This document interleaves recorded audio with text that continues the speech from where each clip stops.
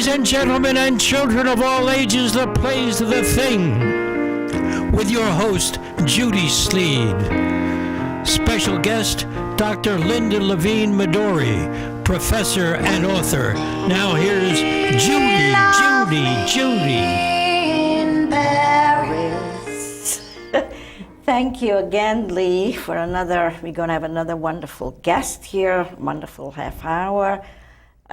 Linda Madori. Thank you for having me.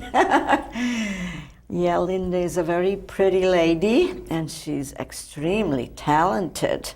Thank you. And you have this book here. It is called Therapeutic.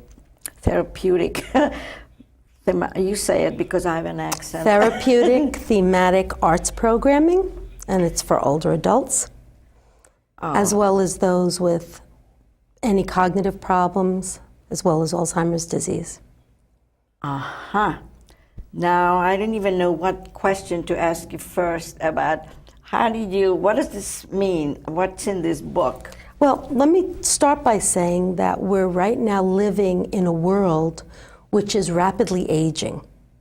And many of us don't want to look at the aging aspect, but in fact, across the United States, 78 million baby boomers are going to turn 65 by the year 2010. And that means that our older population, our population in general, is going to shift to an older population as we enter middle age. And with that comes a host of medical issues and problems. We're living longer, we are well, we also have technology, medical technology, that enhances our lifespan. And where this book came out of, Therapeutic Thematic Arts Programming, was the 25 years I've spent as a therapist in nursing homes, assisted living, daycare programs, providing programs, therapeutic programs, for individuals who are well as individuals who have cognitive impairment. So really that's where the book came out of. And one of the book is founded, and I think it's the first of its kind, that it's a methodology that's founded in the neuroscience of the brain and how we're starting to understand the brain since the year 2000. We were never able to look inside the brain before the CAT scan and PET scan, and that's only 7 years ago. Well, I'm just so happy you're doing this, because there was a time I took care of elderly people, a little bit here, and I was saying to myself, we are aiding them with medication and care, but what do they have to live for? And Yes. so they should somehow improve the living. And from what I understand, this is going to improve your living as you grow older. Exactly. We are, 10 years ago when we grew older, maybe we thought we'd live to 80 or 90. Now we're living 10, 20 years in old age. So it's very important to bring in what we call now person-centered programming, where you take the activities from the person's past, you bring them into present opportunities to help for future interventions or programs. So what themes do is they bring about themes in our lives for talking about them. And that's how actually the TAP method starts. Therapeutic Thematic Arts Programming is also called the TAP method. So the very first step of the TAP method, would you like me to go over the 9 steps for you? Please do. Well, the first step of the TAP method has people, whether they're in a group or it can be done over a kitchen counter, talk about a theme. And themes can be personal, like a family or love or how many children you have, or a theme can be environmental or seasonal. And once a theme is picked and everybody talks about how they feel about that theme, then the first stage is that conversation, which is using our linguistic skills. And we know that through Howard Gardner's work, who's a psychologist, that there are 7 different ways of learning: linguistic, musical, interactive, introspective, kinesthetic, and spatial. So in the second step of the TAP method, we see that we take that group discussion into music, and we find music that matches up to the theme. So if we're talking about a holiday, you can bring in music to that theme. If we're talking about a vacation, we can bring in music, sounds of the ocean, sounds of the wind. And then linking the project up to a painting project, which is step number 3. And the person goes from painting. Step 4 is from painting, you bring the person to do a sculpture program. Step 5 is using sculpture and moving into a movement program.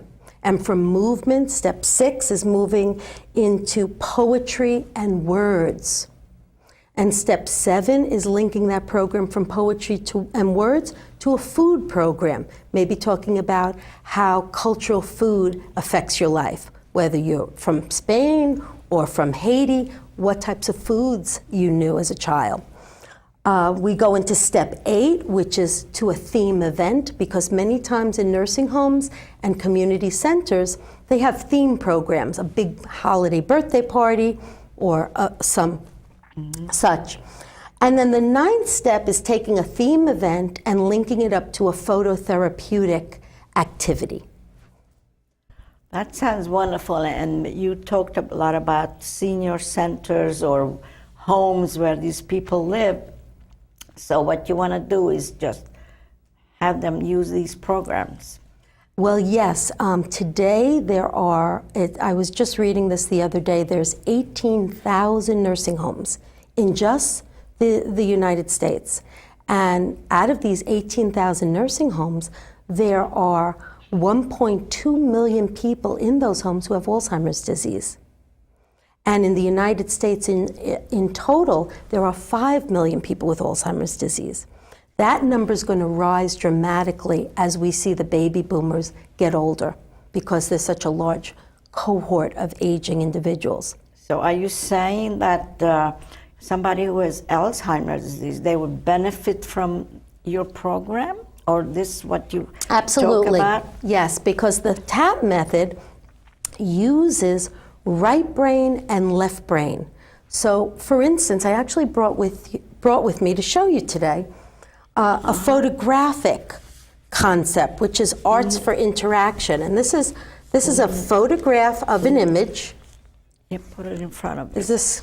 Yeah, I like that. Okay, this is a photograph of an image, and then the individual, this on Velcro board, can move these pieces and create their own image.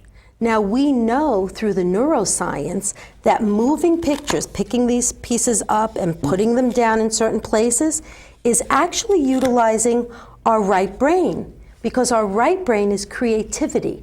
So creating something, we're stimulating our right brain. If I were to say to you, how many pieces are here? And you would answer, there's 4 pieces. 6. No. No, there's 4. That's using your left brain because you're counting. And what we've now discovered is that if you use your right brain and your left brain, your brain wellness is going to be enhanced. Because we now know that we have what's called neuroplasticity.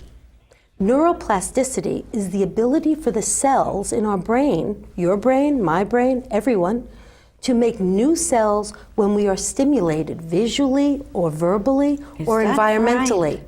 Yes.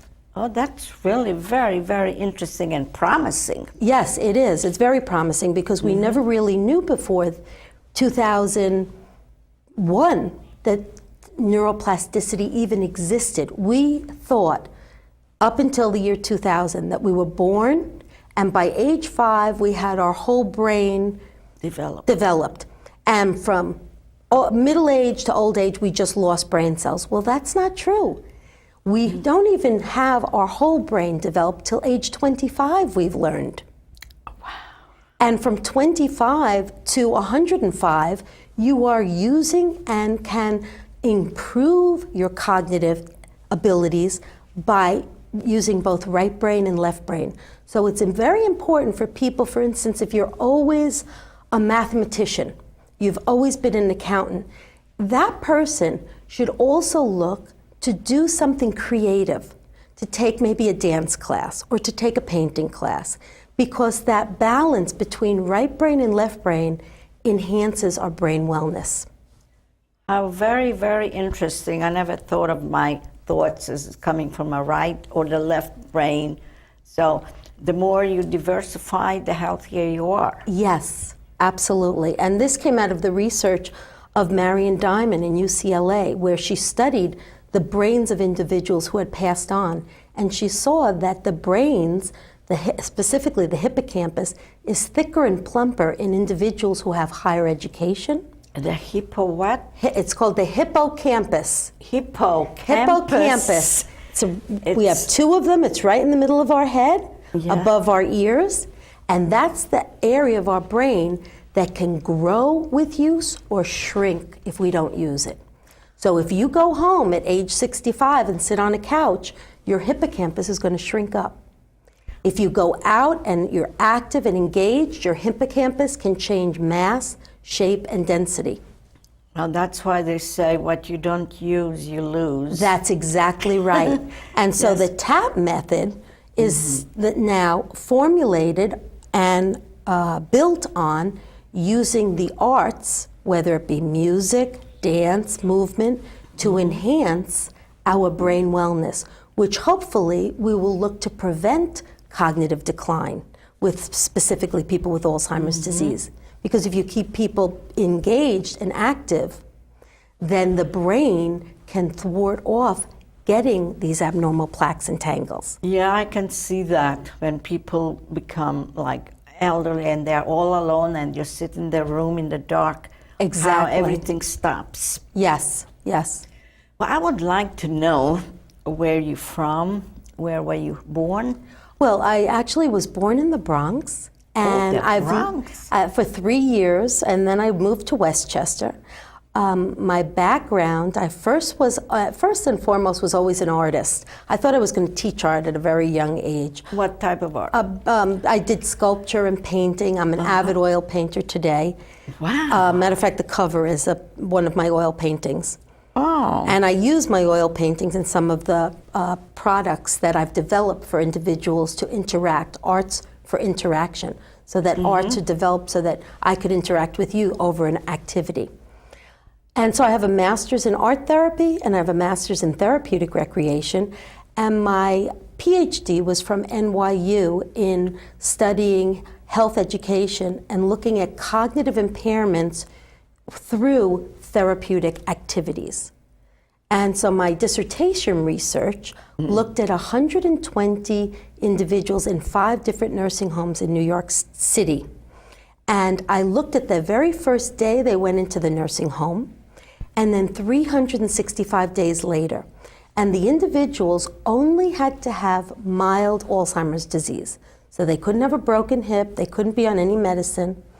And my study showed that those people who engaged in therapeutic activities more across that year had higher levels of cognitive abilities at the end of 360 days, and those that didn't engage in activities had lower cognitive abilities and lower psychosocial well-being. So it makes us more aware that to be engaged and to talk and be part of a group, even if it's an arts group, can keep us well. That's very, very interesting. So you must have really been very ambitious to find out more and more about Yeah, I was this. I was like a sponge, very hungry to find out more information, and then decided to write my book because I felt that it was filling a niche that we have not had ever before. We never knew how important the arts have been. Matter of fact, we've gone through, 2 decades where they've taken art out of the schools. Well, my book is a reason to put arts back into the schools, because arts, now we know, impacts our brain directly. So, So anybody else in your family is interested in things like this? no, I'm the only one. You're the only I'm one. the only one. Yes, and do you have any siblings that... Well, I have 2 sisters. Both my parents are alive, my husband, and I have 4 children of my own. My children might end up going into some area. I have a daughter who is majoring in, who's just graduated University of Vermont in the arts. So she's looking to possibly become an art teacher. And then one of my other daughters is just graduated in psychology and is going for a master's in social work. Wow. So I do have two, and then I have a third daughter who is actually teaching special education and going for her master's at George Washington University. Wow, so you're talking about your children are in New York City? Yes. Absolutely. And you live in the city. You told me that you went to California. Well, I went on a Fulbright scholarship. When I finished writing this book, I was awarded a Fulbright scholarship for the innovative use of neuroscience meeting the arts. And so I actually taught for 6 months in New Zealand, all through New Zealand and Australia, through Victoria University in Australia. And what I did was teach therapists, social workers, as well as caregivers through the Alzheimer's Association in New Zealand and Australia, how to use this methodology and how to use arts in people's daily lives by using a theme. For instance, if I were to give you a seashell, and I'd say, Judy, give me some idea that you have about this seashell. What might you say? What ideas come to mind? That it comes from the sea. It is a nice shape. Some of them have nice colors. And if I said to you, when was the last time you were at the beach? Oh my gosh, I was about 2 years ago. Well, lately I have to say I'm not as agile as I was, so I like a pool instead of the beach. Yeah, but the seashell is a means to get people talking. See, that's the point. I could find out more about you through giving you an object like a seashell. I could find out that you haven't been to the beach, even though we are here in East Hampton. There's the most beautiful beach in the world. But that's a window into who you are. So then I could find out more about you and where you do spend your time. You see, so that's how themes are used to enhance individuals' communication with each other and verbalizing. Because the more we talk and speak, again, we're creating mental abilities. Right. This because, as I said before, when I was with elderly people and we took them to to a social gathering, they didn't gain anything. I mean, this would have been just really more wonderful. And that's very interesting you say that they didn't gain anything, because people tend not to know how to speak to the person who's aging. Right. And that's very powerful what you said, because in fact, what we look to do now is to speak to them about their past, because our past is held in our long-term memory. So do you remember, for instance, your kindergarten teacher? Yes, I do. See, that's a long-term memory. So if we talk to the older individual through their past, they'll open up a whole set of stories to tell you, because it's cherished information, and they also have a lot of detail about that information. So that's what the TAP method does. It shows therapists how to interact better with the older person, what kinds of questions to ask, and how to engage them. Now, I have a question for you. Yes.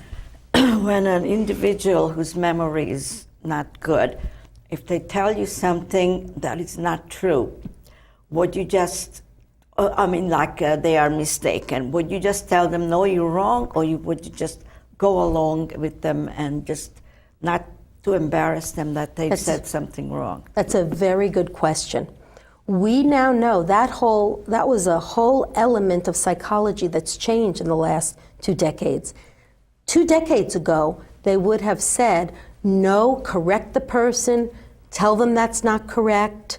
If somebody was looking for their spouse that passed away, for instance. Yes, But now we believe, through the validation theory, which was created by Naomi Feldman, that you're supposed to validate the person wherever they are in their life. I'm so glad you said that, because I used to go along with them, whereas other people kept arguing, no, you're wrong.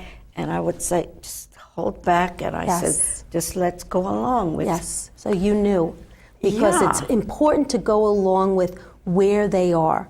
Many times, and my students will come back and say they've been doing an internship. They'll come back and say, the person thought I was their daughter, or the person Oh, thought I was their yes. son. And I just go along with it and ask them if they'd like to do an activity with me. I get them involved in speaking, and I constantly tell them that that's the right way to interact, to go along with Go along with them. Well, I thank yes. you. Yeah. So you were right. I was right. Yeah, that's very. This is very, very helpful. Like you said, it hasn't been done before. No. And I used to feel so badly that we're keeping these old people alive, but they have nothing to get up for. Well, that's another good point, because if you engage someone with something they're interested in, like bringing in a hobby from their past, one of the things that I do with phototherapy is, for instance, if the person liked to garden or to sail, I now have an Arts for Interaction phototherapy book that I could show them pictures of sailing or pictures of gardens and have them interact with you and talk about their past interests through these photographs. So that's what really is, we're starting to see that we can open up someone's life and keep them alive and keep them wanting to engage if they're interested in it. And again, going back to being person-centered with the programming. So you don't just line everyone up in front of bingo and expect that to be Yes. fulfilling. In fact, you go into the person's history and you assess, what did they like to do? Well, this one individual that I'm thinking about, she used to remember songs, all the Yes. words to the song that she would sing. So we used to sing a lot. That's right, and that's one of the steps, the music. One of the steps of the TAP method, we use music of olden time Yes. because we memorized it somehow in our mind.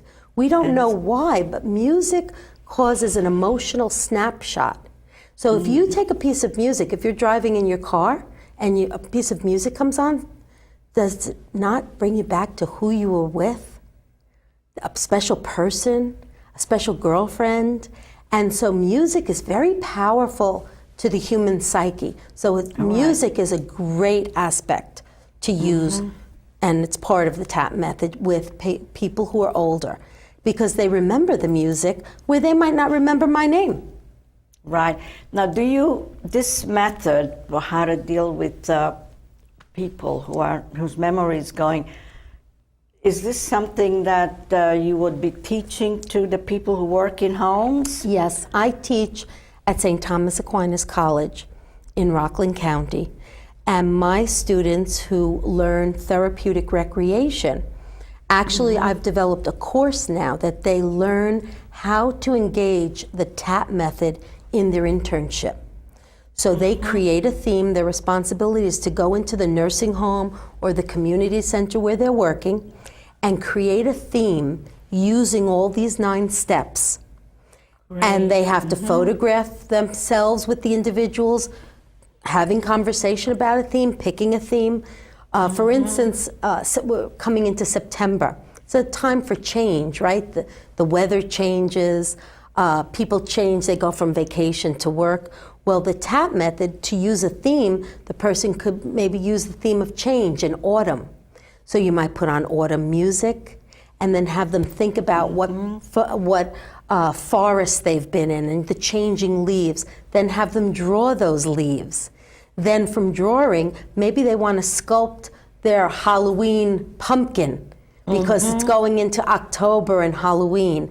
And that's how we use the TAP method. Then from the Halloween pumpkin, maybe we want to do a food program that's reminiscent of the candy that we would create as an individual who was going out trick-or-treating. And would you say that there are some therapists who would just do this method individually if they want? Absolutely. This method is being done individual, and it's actually now being researched by a student in up Rochester, in Rochester, New York. A graduate student is using the tap method just for Spanish-speaking individials. So So this product is going. I'm sorry? I said aso, and that's Japanese. So yes, it's being done in Spanish and bilingual, as well as some of the Perfect Sense products and Arts for Interaction will be available in Spanish. So that thing that you showed me before was that, are there any other methods that you created this, right? Yes, yes. Is there anything else you created that Yeah, this is the mind? puzzle. Then I created create a memory box activity, so the individual can sit down. Is that a visual thing? They have a box, and then they can glue things on it like seashells or mosaic tiles, and then put their cherished memories in the memory box.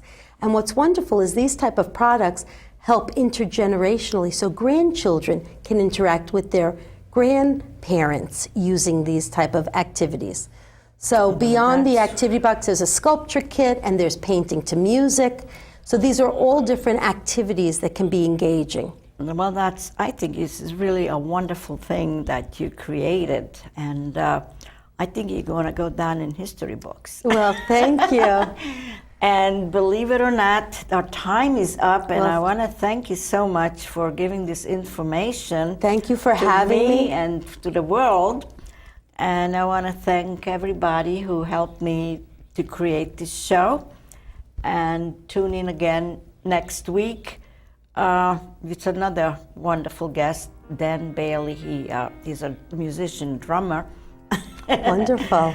He promised to visit me. Great. And I have this wonderful new camera person, Russian. I forget, he's a Russian name. Nikolai. Oh, thank you. I have to use this book because yes, you have to go out. I keep forgetting things so much. Well, thank you for having me. It was my pleasure. Yes. And remember, keep using your brain.